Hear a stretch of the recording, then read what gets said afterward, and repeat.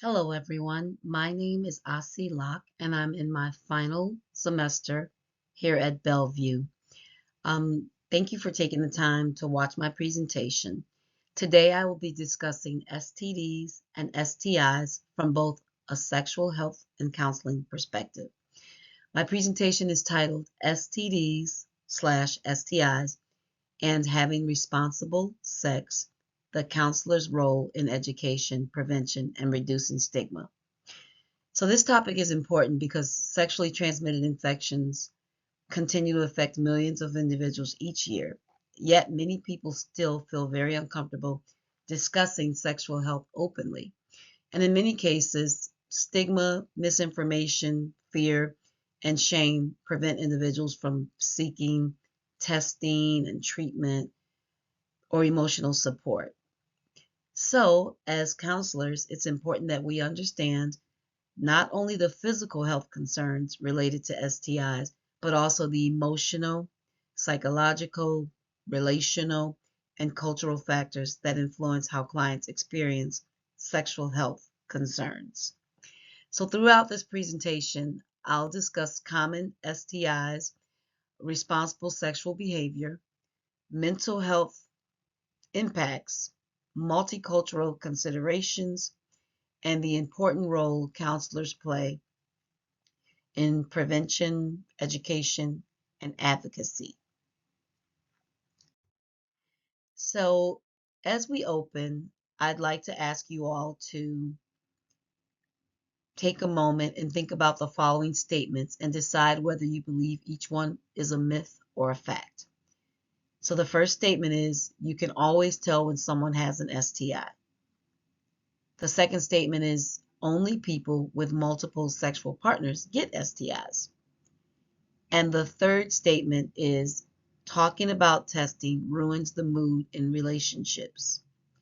So as you continue to watch this presentation, I want you to think about how many different beliefs about sexual health are influenced by misinformation or social stigma, media, or lack of education. And one reason I wanted to begin with this activity is because many people still carry a lot of misconceptions related to STIs, and those misconceptions can contribute to shame and fear and unhealthy decision making. So, we will circle back to finish this conversation later in the presentation, but just kind of keep in mind what you think about those statements and if you think they're myths or facts. So, now we're going to talk about what STDs and STIs are. So STI stands for sexually transmitted infection, while STD stands for sexually transmitted disease. Although the terms are often used interchangeably, STI is now commonly preferred because many infections do not come with uh, symptoms immediately of the disease. STIs can affect anyone, regardless of age, gender, relationship status, race, or socioeconomic background. Many infections may remain unnoticed because symptoms are not always there or visible, which is why regular testing and open communication are important. I'd like to throw a stat out really quick. According to the Centers for Disease Control and Prevention, millions of STI cases occur in the United States each year, with young adults between the ages of 15 and 24 representing one of the most affected populations. So this highlights why sexual health education and prevention remain important public health concerns. So now let's talk about STIs. Some common STIs I have listed here. I'm sure many of you have heard of them or know something about them. So this slide provides a brief overview of some of the most common sexually transmitted infections. Chlamydia is one of the most common bacterial infections and often produces few or no symptoms at all. However, if left untreated, it can lead to reproductive complications. Gonorrhea is another bacterial infection that can affect reproductive health if it goes unnoticed or untreated. HPV, known as human papillomavirus, is one of the most common STIs overall. Some strands can increase the risk of certain cancers, which is why vaccination is strongly recommended. And then finally, no, I'm sorry, HIV, which attacks the immune system, but can now be effectively managed with medications and new treatments. And finally, syphilis is a bacterial infection that can become very serious if left untreated. So as counselors, we may work with clients coping with fear and shame, relationship stress, or anxiety related to just getting diagnosed with any of these. So, why people avoid testing? We're going to talk about the role of fear, culture, and stigma in this slide. So, one important issue related to sexual health is understanding why some individuals avoid testing or treatment. At times, society labels individuals who seek testing as irresponsible or promiscuous. However, counselors should avoid making assumptions and instead explore the deeper emotional, cultural, and systemic factors influencing these decisions. Some individuals fear judgment or rejection from partners or family members. Others may come from religious or cultural backgrounds where discussing sexuality openly is discouraged. Um, I kind of fall in that category. Also, health disparities and limited access to affordable care can also prevent some individuals from receiving testing or treatment. Research has shown that fear of judgment continues to be major barriers preventing individuals from seeking sexual health care services. Just the very fear of someone judging you or them stops them from getting treatment or getting tested. So this is important because the emotional impact of stigma can sometimes affect clients more than the diagnosis itself. As counselors, we must create safe and non-judgmental environments where clients feel respected and supported. So this next slide will talk about mental health impact and emotional psychological effects. So sexually transmitted infections can impact emotional wellness in many ways. Some individuals experience anxiety, depression, shame, embarrassment, isolation, or fear of rejection after receiving news that they have contracted one of these diseases. Others may struggle with low self-esteem or relationship difficulties, and in some situations, clients may even avoid future relationships because they fear how others will respond to them. I think it's important to remember that many clients already carry emotional wounds related to identity and trauma, rejection, or self-worth. Receiving an STI diagnosis may intensify those feelings. Recent research found that STI diagnoses are often associated with emotional distress and relationship concerns among young adults. So this is where counseling becomes very important. Counselors can help clients process emotions, challenge negative self-beliefs and thoughts, and develop coping strategies, and along the way, improve communication skills. So now let's talk about responsible sexual behavior.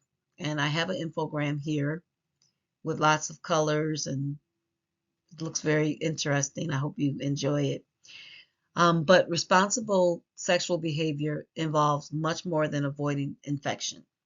It includes communication, respect, informed choices, emotional awareness, and protecting both physical and emotional wellness. Some important aspects of responsible sex includes condom use, regular testing, open communication, consent, vaccinations, and of course limiting risky behaviors and mutual respect. I personally think that one of the most important points to remember is that responsible sexual behavior should not be discussed from a shame-based perspective. Instead, conversation should focus more on empowerment, education, safety, and just having healthy relationships. So counselors can play an important role in helping clients feel comfortable discussing boundaries, protection, consent, and communication in relationships. So this next slide talks about multicultural considerations, culture, identity, and sexual health. So sexual health experiences are influenced by culture, religion, identity, family beliefs, and life experiences. So some cultures may openly discuss sexual wellness, while others may consider these conversations private or even inappropriate. Family and community expectations may influence how individuals view relationships, testing treatments, and communication. The LGBTQ plus individuals may also experience discrimination or healthcare barriers or fear of judgment when seeking support. Also, social and economic disparities can affect access to healthcare resources, um, insurance, testing, and treatment. As counselors, it's important that we avoid assumptions and instead take time to understand each client's unique experiences and perspectives. Um, One article emphasizes the importance of multicultural awareness and culturally responsive counseling when addressing sexuality related concerns. So, effective counseling requires empathy, inclusion, and the ability to create safe spaces where clients feel respected without the fear of judgment. Okay, the counselor's role. Counselors play a very important role in sexual health education, prevention, emotional support, and advocacy. So, first, counselors can provide accurate information and psychoeducation to help reduce fear and misinformation. Second, counselors can help clients process emotions such as shame and anxiety, fear and relationship stress. Third, counselors can encourage healthy communication, consent, boundaries, responsible decision making as well. So, counselors may also advocate for equitable access to health care, other resources, and support clients navigating cultural and systemic barriers. In couples, counselors In couples counseling settings, counselors may help partners discuss disclosure, trust, communication, and emotional healing. So ultimately, counselors should approach these conversations with empathy, professionalism, and cultural sensitivity. Okay, a huge one um, that's an issue is social media and sexual health. So social media and entertainment also influence how people view sexuality, relationships, and self-image. Many online platforms normalize risky behaviors, unrealistic relationship expectations, and unhealthy comparisons. So many young people, they spend a lot of time on social media, and they're especially vulnerable to misinformation related to sexual health because many rely on social media rather than educational or healthcare resources. Media can also contribute to shame or pressure related to body image or hookups or sexual experiences. So as you watch this presentation, as you've been watching this presentation, I want you to think about how social media may shape beliefs about sex, relationships, and self-worth. This is another reason why counselors and educators must provide accurate, evidence-based information while helping clients think critically about media messages. So this slide will talk about personal reflection, which we're going to go back to that exercise that we first started with, that myths versus facts challenge. So now I'd like you to take a moment again just to reflect on those statements and decide whether they are myths or facts. And you have this, I'll reiterate them again, but they're right here in front of you. The number one statement that says you can always tell if someone has an STI, that statement is a myth because many STIs do not produce noticeable symptoms. The second statement, STI testing is only necessary for people with multiple partners, that statement is also a myth because anyone who is sexually active can benefit from testing. And I'll let you guess the last one, but I'm pretty sure you have the correct answer. So this next slide is a case scenario. Let me set it up for you. I want to discuss a counseling scenario that demonstrates how STIs can affect both emotional wellness and personal relationships. So imagine working with a 21-year-old college student who recently tested positive for herpes. The client reports feeling ashamed, anxious, embarrassed, and afraid to date again because they worry about being rejected by future partners. As a counselor, it's important that we look beyond the medical diagnosis itself and focus on the emotional impact this experience may have on the client. Several individuals who receive an STI diagnosis begin to struggle with self-esteem, fear of judgment, isolation, or feelings of hopelessness. And in some cases, clients may even start viewing themselves differently because of the stigma attached to STIs. It is also important to consider how culture, religion, family beliefs, or past experiences may shape the client's response to the diagnosis. For example, some individuals may come from backgrounds where conversations about sexuality are considered shameful, which may intensify feelings or guilt or embarrassment. In this situation, counselors can help by creating a safe and non-judgmental environment where the client feels heard and supported. Counselors may provide psychoeducation, help reduce shame, encourage healthy coping strategies, and support the client in rebuilding confidence and healthy relationship skills. So this scenario reminds us that effective counseling requires empathy, multicultural awareness, emotional support, and a holistic understanding of each client's experiences. So, in conclusion, sexually transmitted infections affect both physical and emotional wellness. Although STIs are very common, stigma, misinformation, and fear often prevent individuals from seeking testing, treatment, or emotional support.